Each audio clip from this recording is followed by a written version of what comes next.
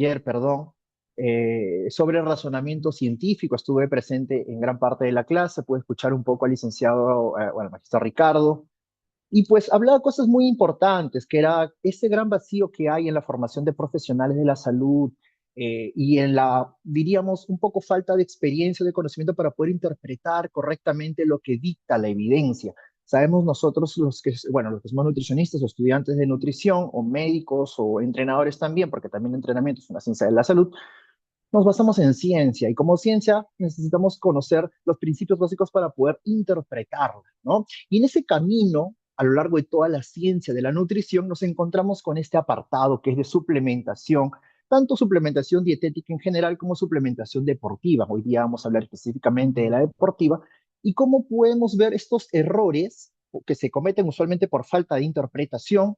Vamos a ver los mitos más comunes que hay también por falta de interpretación, tal vez de no leer la evidencia, porque es algo muy claro que nos quedó claro del día de ayer, ¿no?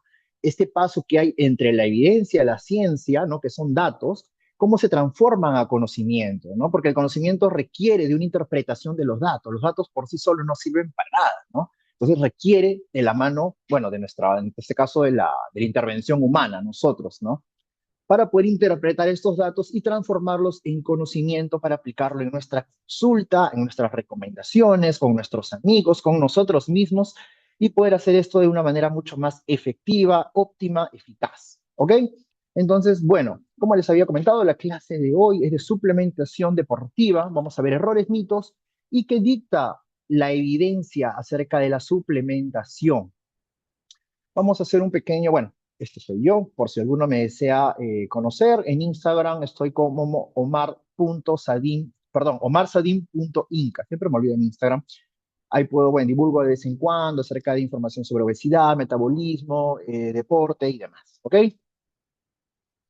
La agenda de la clase es relativamente breve, pero no menos importante. Vamos a ver primero una breve introducción acerca de lo que es la suplementación, los índices de consumo que hay de suplementación, los errores más comunes que yo he visto, ¿no? Y también que usualmente se comete al momento de pautar o de leer acerca de suplementación deportiva, los principales mitos que existen, como les dije, la evidencia científica de los suplementos, la clasificación que nos brinda la evidencia y brevemente unas conclusiones y recomendaciones.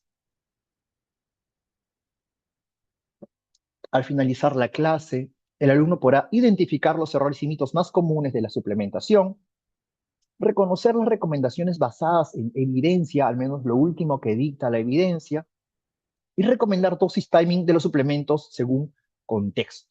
¿Ok? No solamente basta saber si un suplemento funciona, necesitamos también observar la dosis, el momento y el contexto, ¿no? No es igual que un suplemento sirva y yo lo agregue a un deportista que no, por ejemplo, el tema de creatina, tal vez para algunos suplementos, para algunos contextos puede ser más interesante que para otros. Entonces no basta ese, con el suplemento como tal solamente para poder indicar una prescripción, necesitamos también ver.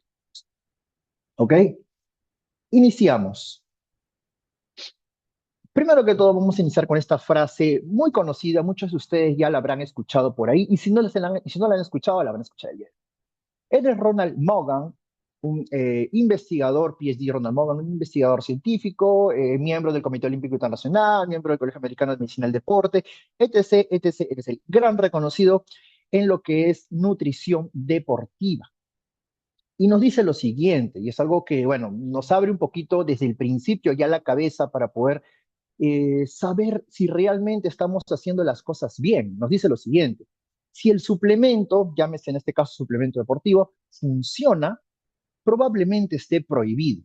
Si no está prohibido, probablemente no funcione. Esas fueron las primeras palabras que dijo en una entrevista que se le hizo, pero luego agregó algo más salvo algunas excepciones, ¿no? Hay ciertas excepciones que probablemente sí funcionen y que no estén prohibidas, pero desde un principio ya nos viene comentando un poquito acerca del panorama que se muestra en suplementación y la evidencia que hay detrás de esto, que la mayoría de suplementos que funcionan y que realmente puedan generar algún tipo de ergogenia en el atleta o en el recreacional puede estar prohibido.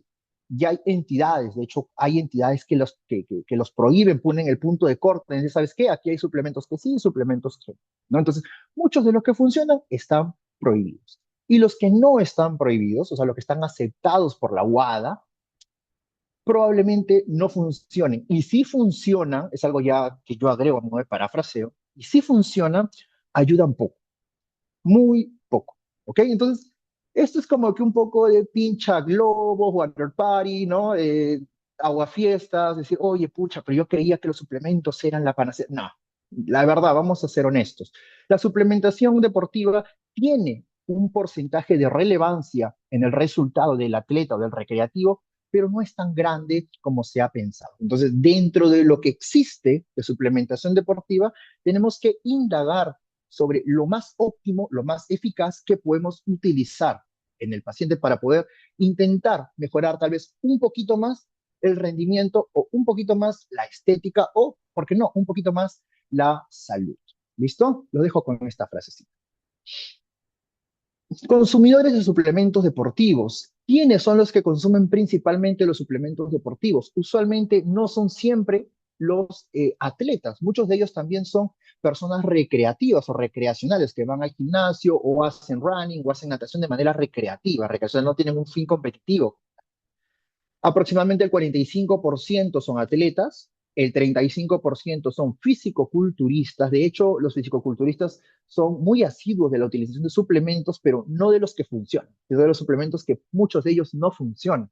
Tal vez por recomendaciones del entrenador, del preparador, del coach, o porque ellos mismos han tratado de indagar un poco en Internet, ¿no? Y bueno, si tú entras a Internet, solamente a Internet, vas a encontrarte mucha información. De hecho, hoy en día vivimos la era de la información en la cual en lugar de escasez de información que había cuando yo estudiaba, ahora por el contrario hay sobreinformación.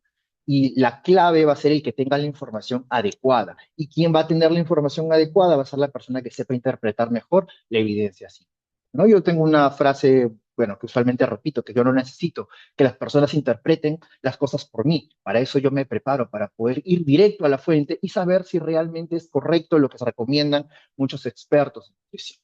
¿Ok? Y tenemos aproximadamente al 20% de los consumidores de suplementos son recreativos. O sea, si a tu consulta te llegan recreativos, pues también forman parte de los consumidores de suplementación deportiva. Datos sobre la suplementación deportiva.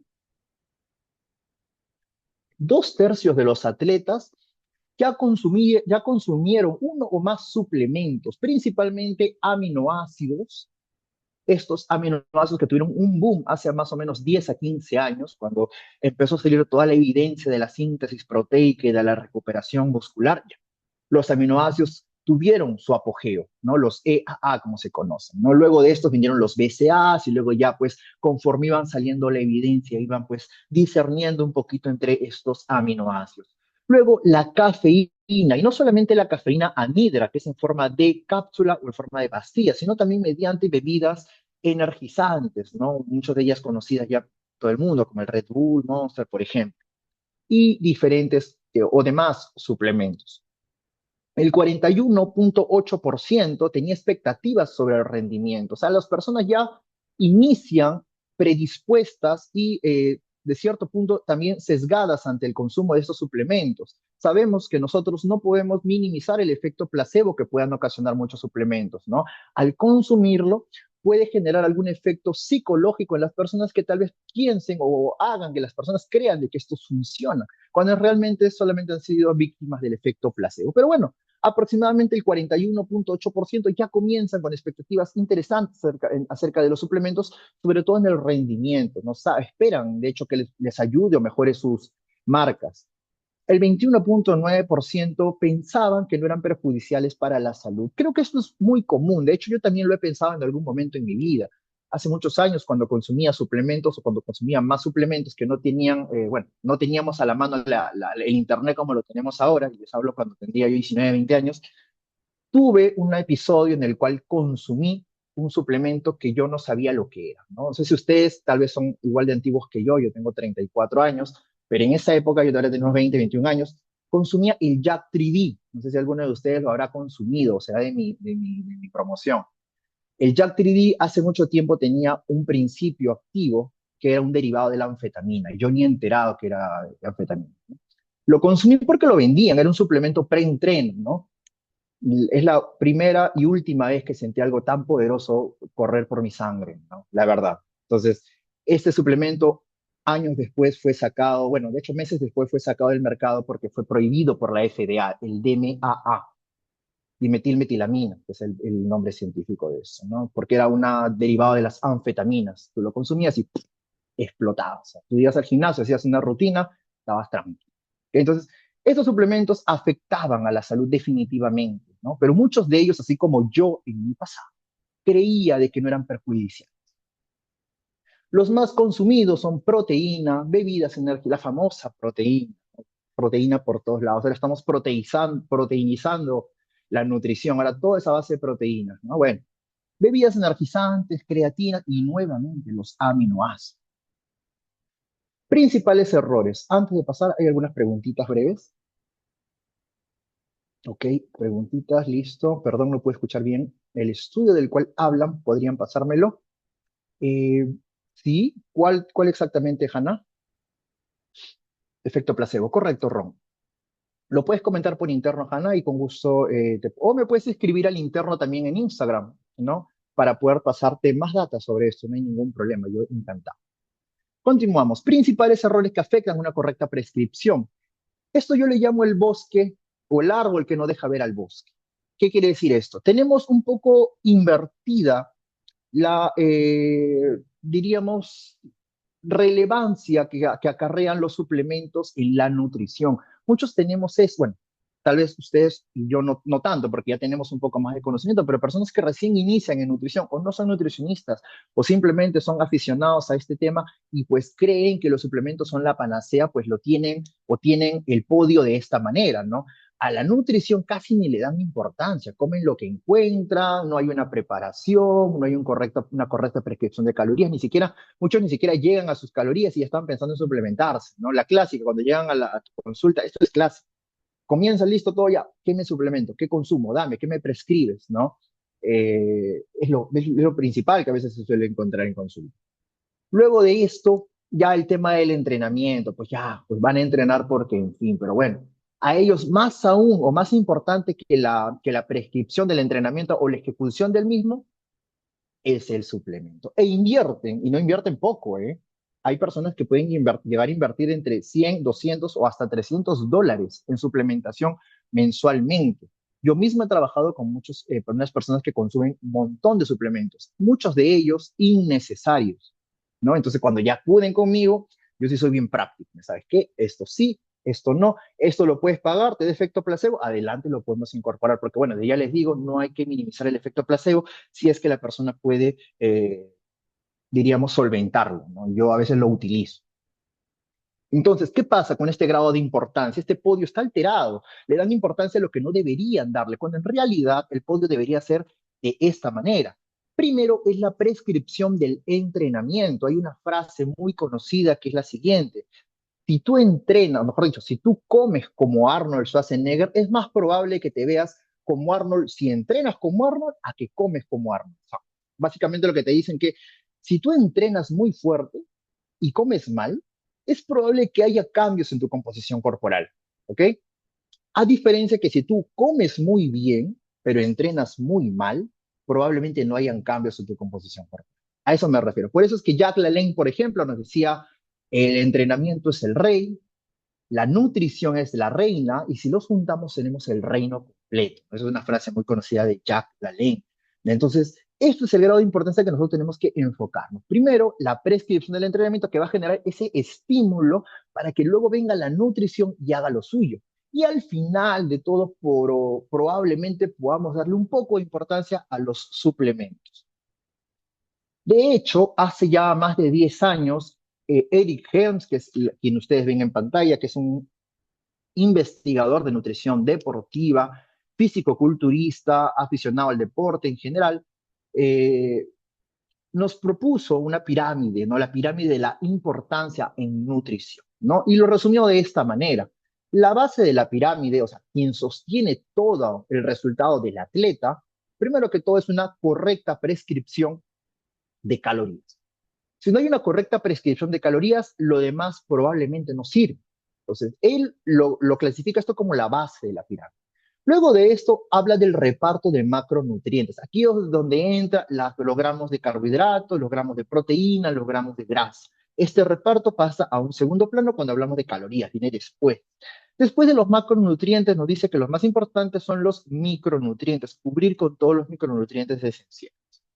Y luego de eso, el timing. Aquí en timing ya entra pues el reparto de comidas a lo largo del día, si hay preentreno, no hay preentreno, si entrena en ayunas, si hace ayuno intermitente, si hace un post-entreno, un intraentreno, todo entra ya en el timing nutricional. Eso viene ya después de los micros. Y al final en el pico de la pirámide, diríamos menos importante que todo lo que hemos visto, dice que los suplementos deberían estar ahí. Con esto ya tenemos a Eric Helf diciéndonos de que los suplementos no son tan importantes, ¿no? Al menos en este caso, pues estamos de acuerdo Ron Mogan, estamos de acuerdo con Eric Helms y conmigo también, que los suplementos probablemente sean lo menos importante, pero entre ese pequeño porcentaje vamos a escarbar un poquito e indagar qué es lo que nos dice la evidencia, porque igual, si tiene algún pequeño porcentaje de relevancia, vamos a indagar la verdad, vamos a querer buscar el por qué, ¿no? O en qué se basa. El primer error, bueno, este es el segundo, y el primero era pues el tema del diferente podio que nos vencían, ¿no? Que nos decían que teníamos que verlo de una manera diferente, que los suplementos eran el protagonista y no era necesariamente correcto. ¿Listo? Ahora, lo siguiente error que se suele cometer mucho en consulta, y esto va principalmente, lo he colocado aquí porque muchos de los estudios que avalan los suplementos más estudiados hoy en día en la suplementación deportiva caen en este pequeño error: confundir la estadística con la clínica. Para ponerles un ejemplo, ¿cuál es la diferencia entre una relevancia estadística con una relevancia clínica? Tenemos un ejemplo, un estudio, por ejemplo, en el cual dividió a un grupo de personas en dos. A uno se les dio el suplemento y al otro grupo se les dio un placebo. Hicieron una intervención, les dieron el suplemento, obtuvieron resultados, compararon la variación de las medias en ambos grupos y obtuvieron que que ambos resultados eran estadísticamente significativos, ¿no? Es decir, había un cambio como tal más relevante en el suplemento que en el placebo. Y al momento de pues, utilizar estadística o análisis estadístico, se encontró que el P, que es el valor con el cual usualmente utilizamos la significancia estadística para poder rechazar o aceptar una hipótesis, era menor que 0,05. Al decir que era menor que 0,5 significa que se acepta la hipótesis, no se rechaza la nota. Pasamos a lo siguiente, pero observamos que estos resultados, por más que sean estadísticamente significativos, aumentaban el 1RM del bench press, o sea, del press banca, en 1%. Es decir, si cargaba 100 kilos como 1RM, como 1RM, por ejemplo, o sea, una repetición máxima a 100 kilos de bench press o de press plano, pues ahora vas a cargar 101. ¿Es realmente relevante para una persona aumentar 1 kilo en su 1RM? Probablemente no. Para algunos probablemente sí. Ese es un punto también de quiebre, la interpretación o el criterio del especialista en este caso. Entonces, lo que quiero llegar aquí es el hecho que el resultado sea menor que 0,05, mejor dicho, que el P sea menor que 0,05 y que se pueda aceptar la hipótesis como tal, no quiere decir de que automáticamente nosotros vamos a utilizar ese suplemento en nuestra consulta solamente porque los resultados fueron estadísticamente significativos. Tenemos que observar si esos resultados realmente son importantes y tienen relevancia en nuestra práctica diaria. Algo que sucede, por ejemplo, con la creatina. La creatina ha sido investigada a montones para poder ver el impacto que tiene la hipertrofia miofibrilar, que es la que nos interesa, y los resultados son realmente muy, pero muy pequeños. Dicho por el propio Scott Forbes en su última conferencia que tuvo justo aquí en Bexport, que los resultados eran de 1 milímetro como máximo de bíceps, ¿no? Por incremento de consumo de creatina. Entonces, entra ahí el criterio si tú realmente quieres beneficiarte de ese milímetro. Bueno, la evidencia muestra de que sí, sirve, sí es eficaz, pero realmente es relevante. Siguiente, confundir los tipos de estudios. Por ejemplo, yo te traigo aquí un estudio famoso de que se ha utilizado para poder defender a los famosos BCAAs, ¿no? Estos aminoácidos esenciales de cadena ramificada.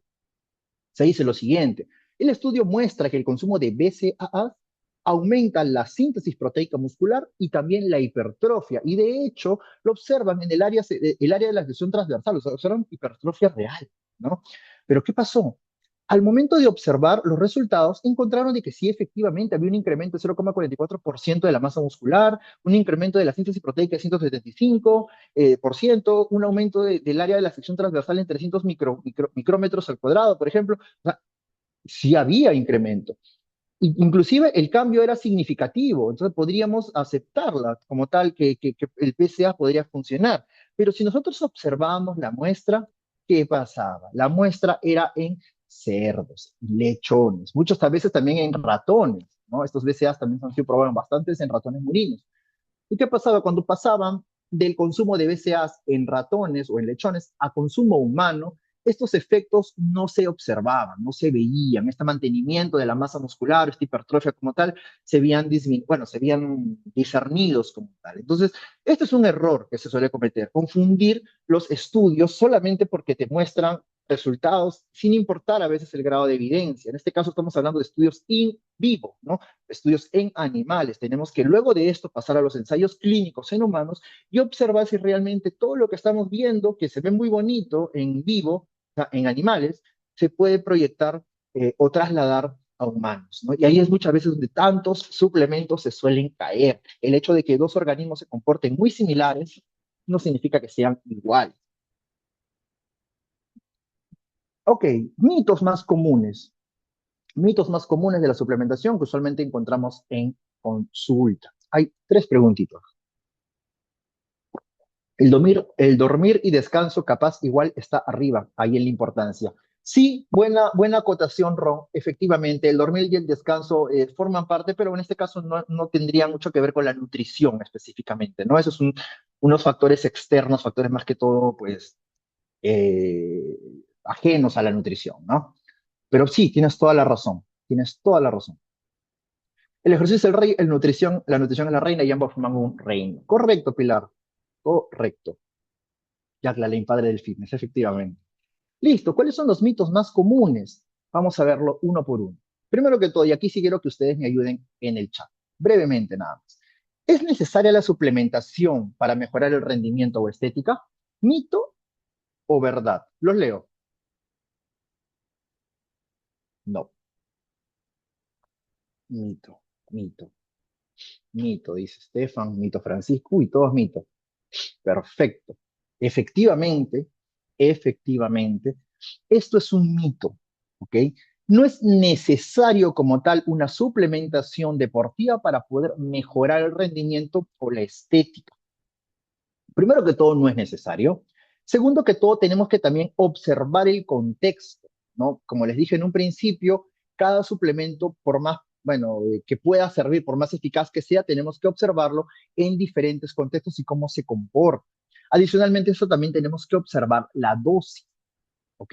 No es igual un gramo de creatina, tú observas un suplemento que dice, ok, esto tiene creatina, tú lo observas y tiene un gramo de creatina, no te hace nada un gramo de creatina, no cumple la dosis ergogénica necesaria. ¿Ok? Y el timing también, saber en qué momento consumirlo, ¿no? Pero bueno, como tal observamos que necesario no es. Muchos de estos suplementos simplemente pueden tal vez ayudar un poquito a mejorar el rendimiento si tienes ya cubierta la nutrición. Y cuando hablamos de nutrición, hablamos de todos los factores que están por debajo de la suplementación en la pirámide de Helms, que es calorías, que es macronutrientes, que es micronutrientes, que es timing nutricional y recién luego al final viene la suplementación. ¿Okay?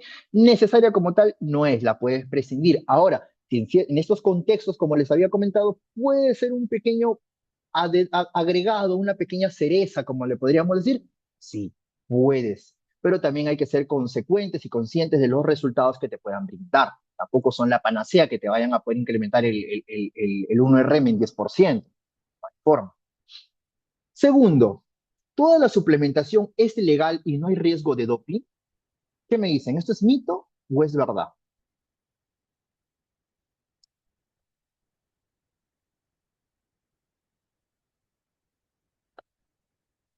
Francisco dice mito. Estefan dice mito. Ok. Mayra dice mito. Ok.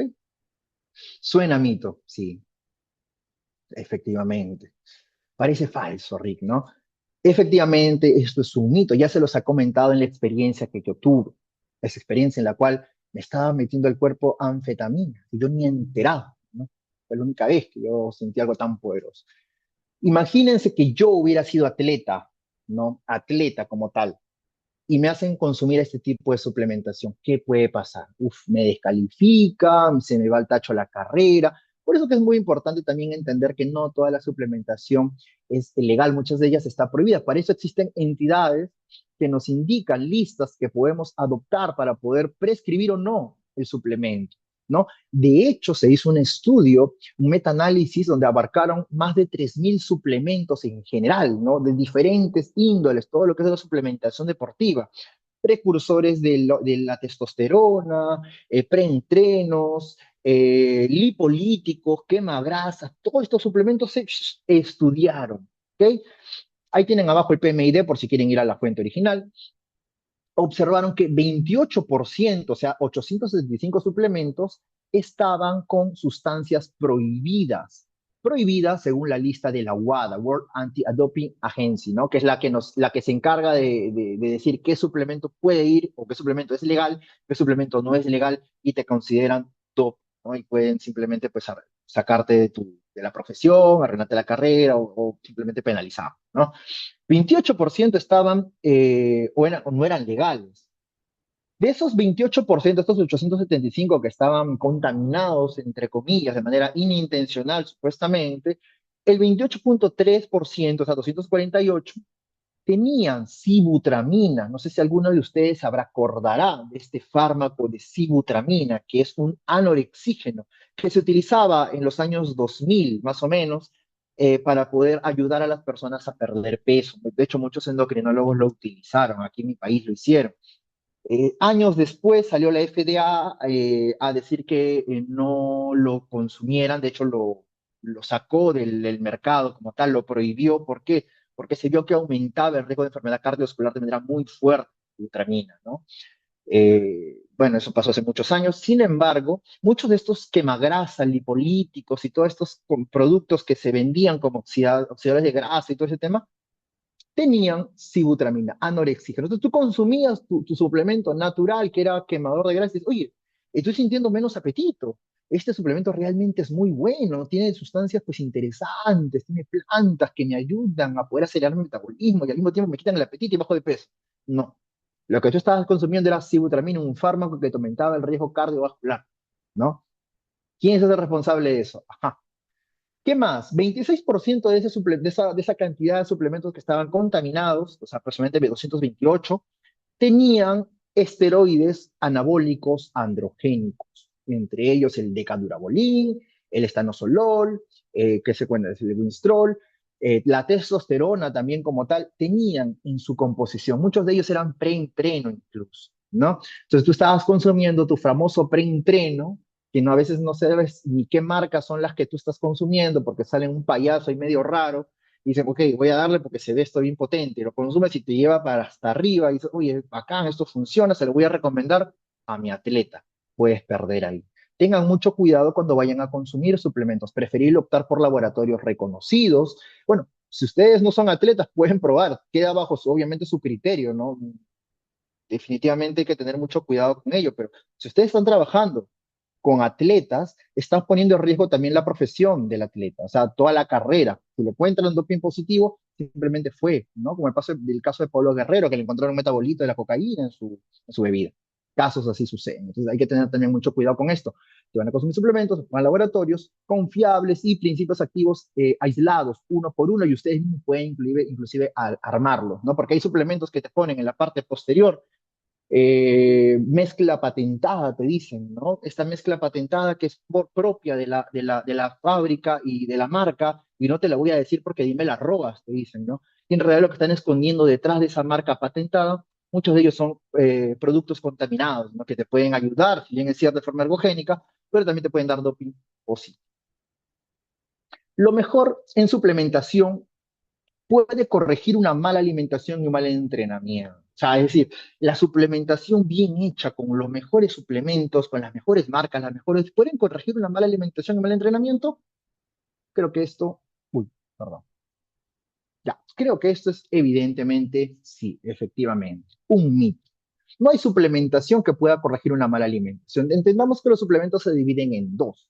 Los primeros son los complementos, que como su nombre lo dice, complementa a la alimentación. Si es que en mi alimentación tengo falencia de algún macro o micronutriente, puede incluir el suplemento. Llámese vitaminas, llámese suplementos de proteínas, por ejemplo, llámese algún mineral, pues puede ir en el complemento. ¿Ok? Y el otro es los suplementos ergogénicos, que si bien es cierto, al consumirlo pueden producir una ergogenia de manera aguda o a nivel crónico, ¿no? Como por ejemplo la creatina o a nivel agudo, por ejemplo, la cafeína.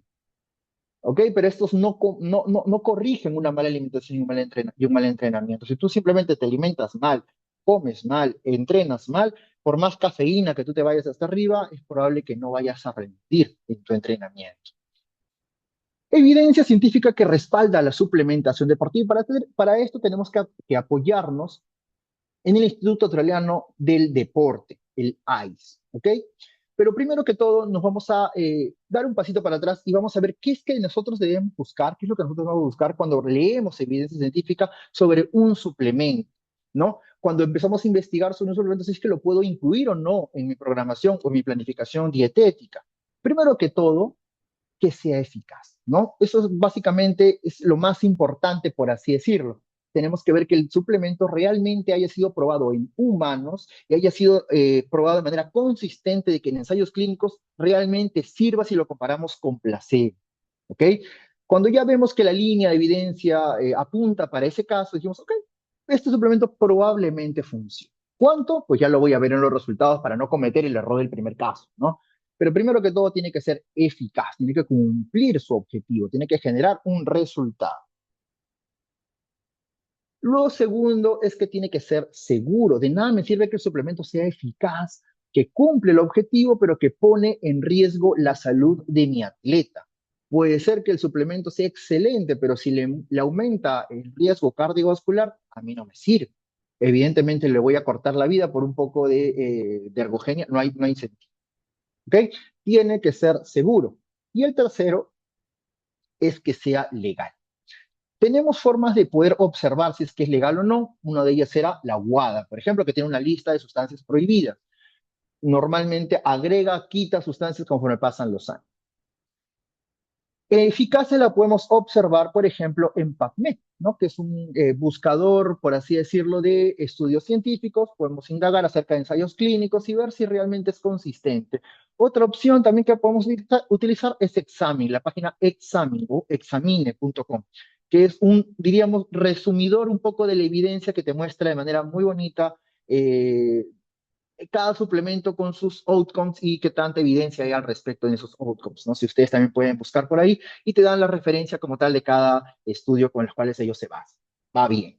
La seguridad yo la puedo buscar pues en la FDA. Si es que está aprobado este suplemento o este principio activo por la FDA, también lo puedo buscar ahí porque me da como que la cierta seguridad de que este producto no va a alterar la salud de mi atleta, ¿no? Y la legalidad lo puedo corroborar con la WADA, con la lista prohibida que tiene la UA. ¿Ok? Y ahora sí, vamos a la, diríamos, la lista de suplementos que el Instituto Australiano del Deporte nos aporta como tal, que de ellos lo sectorizan en cuatro clases, cuatro categorías. La categoría principal, que es la categoría A.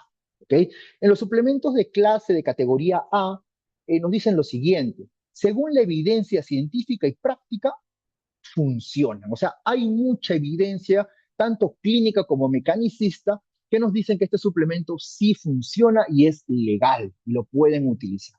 Por ejemplo, la creatina, la cafeína, los nitratos, las proteínas, las vitaminas, el glicerol, por ejemplo, el bicarbonato, ya, estos suplementos parecen funcionar, ¿ok? Han sido subidos a la clase A. Por esta razón, al menos muchos de ellos se basan, o muchas recomendaciones se basan en este tipo de clasificación. Luego la clasificación B, que nos dice, aún están bajo estudio, la evidencia todavía no es concluyente, se están haciendo investigaciones, todavía no podemos posicionarnos al respecto. Entre ellos está, por ejemplo, el jugo de pepinillo, el colágeno, el aceite de pescado, pues parece ser que podría funcionar o tal vez no. No es consistente la evidencia científica. En la clase C nos dicen los suplementos que no funcionan según la evidencia. La evidencia ya es clara, ya es consistente de que realmente no funcionan en humanos, ¿no? Ahí tenemos, por ejemplo, los BCAAs, la leucina, esta famosa leucina que usualmente la gente suele consumir para poder aumentar la síntesis proteica muscular, no sirve. El magnesio está en la clase C. En los ácidos ALA, que es ácido alfa lipoico, tampoco sirven según la evidencia científica, ¿no? Entonces ya la AIS se ha posturado al respecto. Y los últimos, los de clase D, son los que evidentemente no tenemos que ni siquiera poder prescribirlos porque dan doping positivo y puede dañar la salud del atleta. Ahí están, por ejemplo, los prohormonales, por ejemplo, estos estimuladores de la testosterona, estos beta-2 adrenérgicos, como por ejemplo el clenbuterol, los salbutamol, los péptidos, estos tan famosos péptidos que se han hecho conocidos en los últimos meses, ya están aquí, dan doping positivo. ¿Ok? El tribulus, este famoso, diríamos, protestosterona, que era un promotor de la testo supuestamente, que hay cierta evidencia al respecto, pero pues es como un aumentador de la testosterona, más que todo un regulador de la testosterona en personas que tienen baja testosterona, ¿no? Pero en atletas que puedan aumentar de manera suprafisiológica su testosterona, no funciona. Y de hecho, algunos vienen acompañados de otros principios que sí dan doping positivo y que pueden dañar la salud del atleta con los fármacos. ¿Ok? Y lo mismo sucede con la maca. La maca en sí es una raíz que, si bien es cierto, no tiene propiedades, diríamos, dopantes, pero sí es acompañada con otros principios activos que muchas veces se han estudiado como pequeños fármacos que la acompañan al suplemento, que lastimosamente hacen que la maca se englobe como tal, o que forma parte también del costal, o lo metan al costal como tal. Y esta revisión que salió hace poco, hace un año nada más, en la cual nos dicen los 5 suplementos o el top 5 de suplementos que no pueden perderse, o sea, que no te puedes perder. En este caso, José Antonio y colaboradores nos proponen estos 5. El primero que todo, pues es uno de los más conocidos, la creatina. La creatina, si bien es cierto, funciona o entra principalmente a formar parte del ciclo del ATP, ¿no? Donando una fosfocreatina para que el ADP, que es básicamente un adenosín difosfato, coja esta fosfocreatina o este fosfato que nos agrega la creatina para volver a hacer ATP, ¿no? Y volver nuevamente a transformarse en moneda energética y ayudarnos a crear energía celular y poder prolongar el rendimiento. De esa manera puede de forma aguda ayudar a incrementar la hipertrofia. Se ha visto que sí puede incrementar la hipertrofia, pero la hipertrofia sarcoplasmática, es decir, aumenta los niveles de líquido intracelulares al consumir la creatina. ¿Listo? Pero no tanto la hipertrofia miofibrilar, que es la que nos interesa a nosotros. La dosis brevemente es de 1 gramo por cada 10 kilos de peso. Si pesan 50 kilos, 5 gramos. Si pesan 70 kilos, 7 gramos. Hay dosis en las cuales pueden ser acumulativas por un periodo corto, un periodo breve, ¿no? Que es aproximadamente 5 a 7 días de consumir 20 gramos diarios para poder repletar más rápido los niveles de fosfocreatina en el músculo.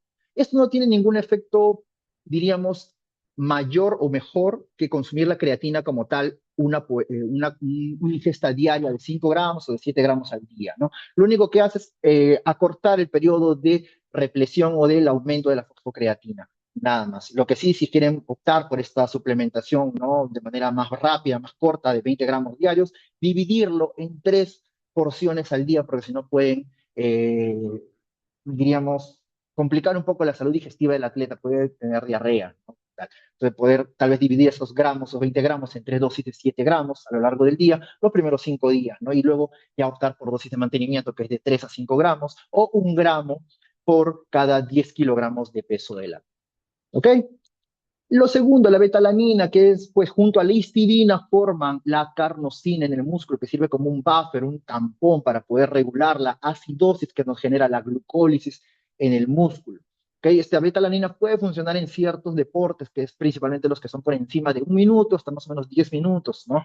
En estos se pueden utilizar en sesiones, por ejemplo, muy largas de entrenamiento, o sea, por ejemplo, series muy largas, series que demoran 1 minuto y medio, 2 minutos, en deportes como por ejemplo el atletismo de medio fondo, la natación, deportes en equipo, Algunos, por ejemplo, como el CrossFit, el Hyrox, va muy bien la betalanina para poder ayudar a mejorar el rendimiento. Ahora, tanto la creatina como la betalanina forman o sirven o trabajan de forma crónica, es decir, por acumulación. No es que al consumirlo ya me va ¡pum! A aumentar el rendimiento, no. Esto trabaja después, cuando ya empezamos a llenar nuestros niveles de fosfocreatina, en este caso de betalanina, con nuestros niveles de carnosina en el músculo, ¿no? El siguiente suplemento son los nitratos. Los nitratos son un compuesto que está usualmente presente en la beta-raga o la remolacha, ¿no? Este betabel que nos aporta este zumo morado, ¿no? Esto aporta nitratos al organismo. Estos nitratos pueden ayudar a aumentar la ergogenia por la vía independiente del oxígeno para poder sintetizar óxido nítrico.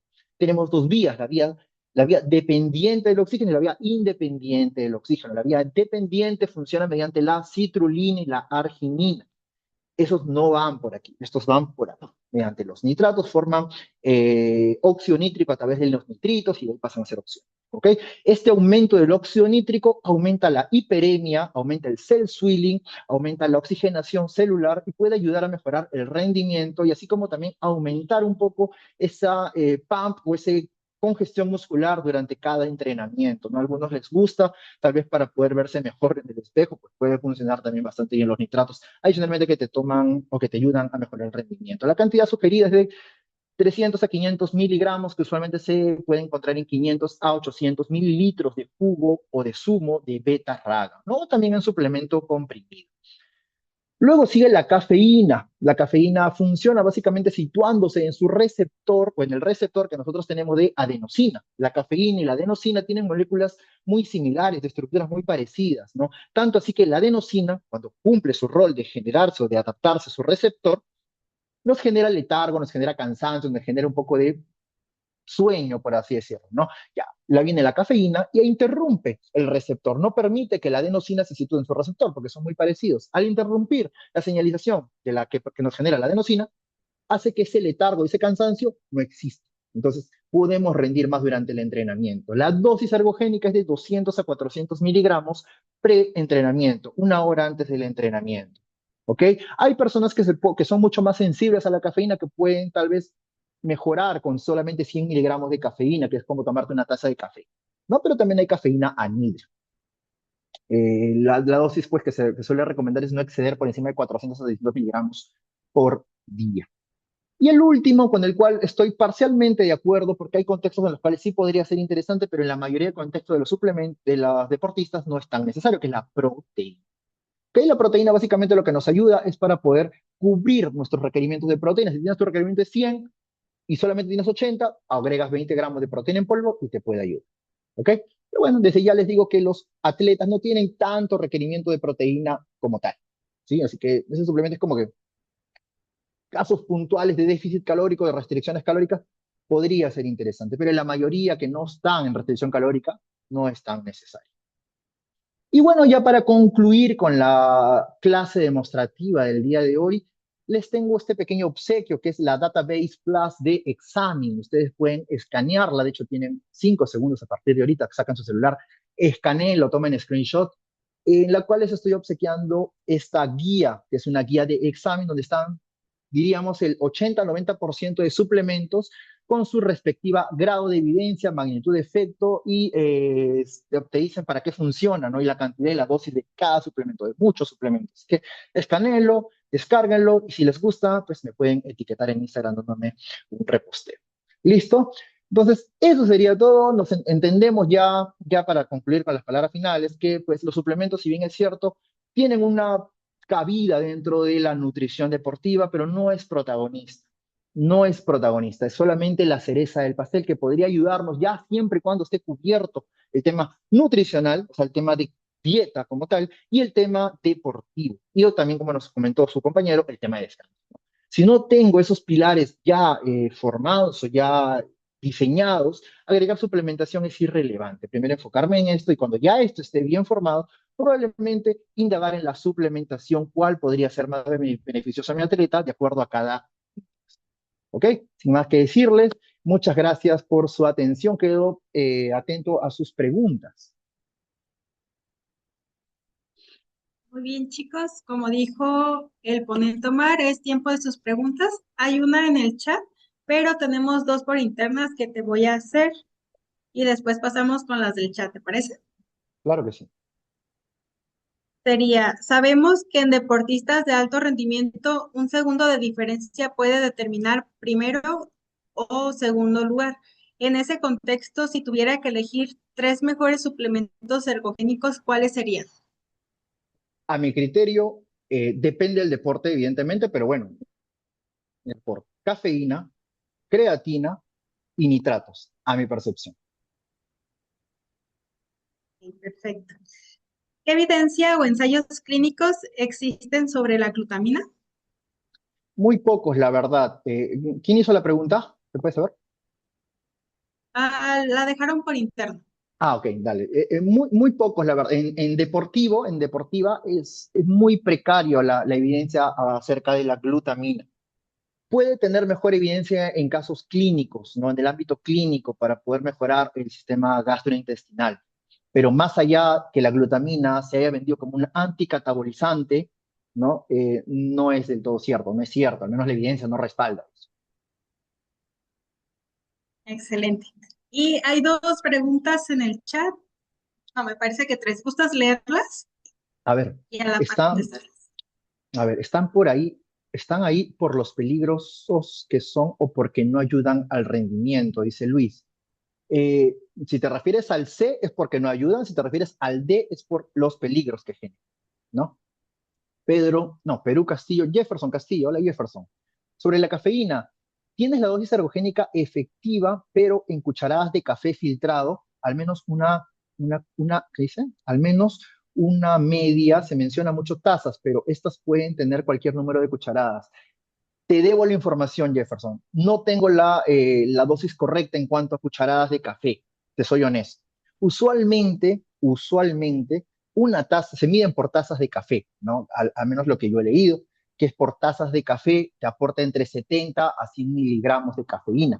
Ahora, hay diferentes extracciones que tiene el café que puede aumentar o disminuir la cantidad de cafeína.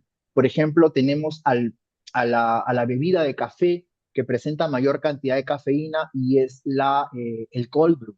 El cold brew, que es una maceración por de 18 o hasta 24 horas en contacto tiene el agua con el café, hace que el café o claro, que el café desprenda mayor cantidad de cafeína, pudiendo llegar a tranquilamente por cada taza tener 200 a 400 inclusive miligramos de cafeína. ¿Ok? Pero en cucharadas de café liofilizado, café extraído, no tengo la información, Jefferson. Ahí te la debo, lo siento. Con respecto al jugo de remolacha, ¿qué hay de evidencia? Justo lo que les había comentado, con los nitratos, Friedman. Con los nitratos, 500, 800 mililitros de jugo de remolacha 2 horas antes del entrenamiento parece ayudar bastante bien a la ergogenia, la mejora del rendimiento, al cell swilling, esta hiperemia, este transporte de nutrientes por todo el torrente sanguíneo. ¿Cuántos gramos de proteína puede asimilar el cuerpo post-entrenamiento? El cuerpo puede asimilar todo, Julio César. Toda la proteína que tú le consumes, todo puede asimilar. La pregunta sería, ¿cuánto de esa proteína va para la síntesis proteica muscular? Y es aproximadamente entre 10 hasta 40 gramos de proteína. Algunos indican entre 20 a 30 aproximadamente gramos de proteína para poder mejorar o para poder sintetizar proteínas posterior al entrenamiento. Ahora yo te hago la pregunta, Julio César, justo tenemos que cuestionar un poco acerca de esta evidencia. ¿Realmente importa aumentar la síntesis proteica post-entrenamiento? Te la dejo ahí. María José, muchas gracias por la clase, ha sido muy interesante, se me pasó volando. Gracias a ti, María José, por estar presente. La glutamina deportiva puede utilizar a nivel clínico por ser de un costo menor a la glutamina clínica. Hasta donde yo sé, sí, la glutamina es glutamina. ¿Existe evidencia del magnesio en la salud? Lo pusiste de tipo C. Sí hay evidencia, Ron, sí hay evidencia, pero solamente hay poca evidencia. Justo hace poco acabo de publicar una revisión, un estudio que hice acerca de los suplementos para poder mejorar el descanso en deportistas, ¿no? Y el magnesio, si bien es cierto, tiene su cabida, pero funciona principalmente para las personas que no consumen magnesio en la dieta. O sea, si tu consumo de magnesio en la dieta es muy pobre, entonces probablemente ayudarte de magnesio, que de hecho la mejor sería el bisglicinato de magnesio, podría ayudarte un poco a temas de descanso, relajación muscular y todos los procesos metabólicos que acarrea el magnesio. Pero si no, o sea, si tú ya consumes suficiente magnesio, no necesitas consumir magnesio, ¿ok? No necesitas consumir magnesio. Eso es lo que al menos nos dice la evidencia. Gracias a este Jefferson. Tiene la evidencia de la creatina en adolescentes, dosis, siempre luego de finalizado el desarrollo puberal. En adolescentes como tal, no tengo la evidencia. No es, usualmente los adolescentes o niños no son mi población de estudio. Yo actualmente trabajo con adultos, ¿no? Pero bueno, pueden indagar un poco también en las clasificaciones que tiene el AIS o en examen mismo. Examen mismo también te vota o te ayuda con temas de evidencia para poder observar acerca de la creatina en adolescentes. ¿Ok? ¿Cuál es? Ya. ¿Hasta cuándo las preguntas? Creo que hasta leí Jefferson, ¿ya? ¿Cuál es tu postura respecto al consumo de proteína en déficit? Asumiendo que el RDA es 0,8, te vocea mucho hasta un gramo por kilo, pero la evidencia es bajita, entiendo. Eh, Al déficit calórico, Jefferson sí aumenta el requerimiento de proteínas, ya que oxidamos con mayor facilidad las proteínas. Entonces, sí sería conveniente aumentar. Yo usualmente sugiero de 1,5 a 2 gramos por kilo de peso en déficit energético. ¿Ok? Un gramo por kilo, la verdad no he leído mucho acerca de un gramo por kilo. Los estudios de balance de nitrógeno que pueden ayudar, que nos dice que puede ayudar a sostener el balance de nitrógeno aún en restricción calórica de 1.000 calorías, es de 1,5 por encima. ¿Ok? Ron Honorio, muy claro, le eché un vistazo. Gracias, Ron. Listo. Muchas gracias por sus preguntas. Ha sido un gusto compartir el día de hoy con ustedes la ponencia. Y nada, cualquier consulta me pueden encontrar en el Instagram como omarsadin.inca. Hasta otra oportunidad. Muy bien, agradecemos a Omar. Siempre es un gusto tenerte aquí con nosotros y la información que nos brindaste, yo me imagino que todos la van a aprovechar de manera excelente. Y también Omar es parte de los 20 docentes a nivel global que tendremos en nuestro programa anual, así que lo estaremos viendo la siguiente semana al inicio de nuestro programa. Y con esto cerramos la sesión de hoy, chicos. Lo que vimos hoy deja claro que no solo lo que usamos en la práctica es importante, sino también cómo interpretamos en la evidencia científica detrás de cada suplemento. Ahí es donde realmente está la diferencia entre aplicar recomendaciones o ejercer con criterio de manera real. Si conectan con todo lo que vimos hoy, seguramente ya empiezan a notar el enfoque que trabajamos en Bexport. Mañana continuaremos con una de las temáticas más relevantes en consulta, que es cómo optimizar la pérdida de grasa corporal con base científica. Recuerden seguir utilizando su workbook y acompañándonos en las siguientes sesiones en vivo para que puedan aprovechar al máximo la experiencia de esta semana. Nos vemos mañana. Quedamos despedidos.